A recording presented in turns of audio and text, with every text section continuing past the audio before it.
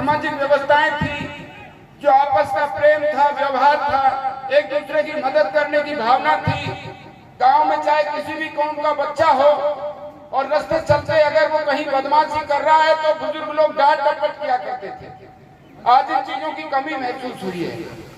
अगर गांव में किसी भाई का कोई बेटा, कोई बच्चा गलत काम कर रहा है तो हम मुंह फेर लेते हैं, उसको टोकते नहीं हैं।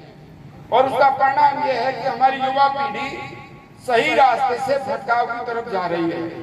मेरी आपसे इस मौके पर एक ही प्रार्थना है कि जब हम भगवान की कथाओं का श्रवण करते हैं तो उसको जीवन में भी हमको उतारना चाहिए, तब तो उसका फायदा होता है। हम लोग सत्कर्म करें, सद्विचारों के साथ जीवन जिए, हमारे रिश्तों को अच्छे से निभाएं। अभी हम बुजुर्गों की हालत देखते हैं घरों में, तो जो आज से 25 साल पहले हमारे बुजुर्ग माँ बाप की जो सेवा करने का एक भाव हुआ करता था हमारी बहन बेटियों के, बहू के मन में, आज उसमें भी गिरावट आई। तो इन चीजों को हमको बहुत गौर से देखने की आवश्यकता। शास्त्र हमको क्या संदेश देते हैं?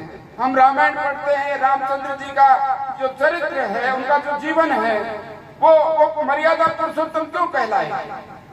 उन्होंने जीवन में सारे रिश्ते नातों को कैसे जिया जाता है ये दिखा के गए हैं।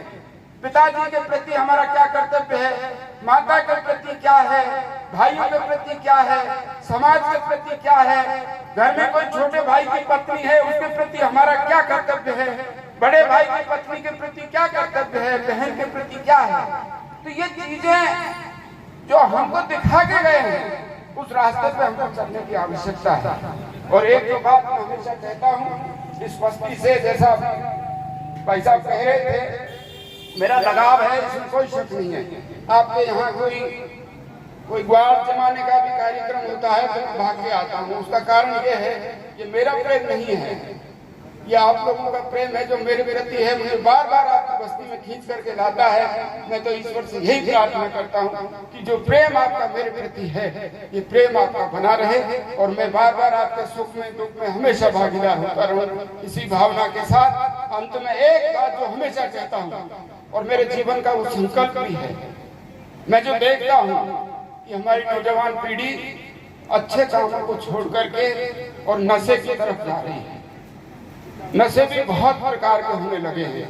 मेरी आपसे प्रार्थना है, मेरा सपना है, मैं नशा मुक्त समाज देखना चाहता हूँ। आप सबसे हाथ जोड़ के विनती है, अपने अपने परिवारों को, अपने अपने परिवार के बच्चों को नशे की आदतों से दूर रखें। निश्चित रूप से आपके समाज का, आपके परिवार का, आपके बच्चों का अच्छे संस्कार के साथ अच्छा जीवन होगा।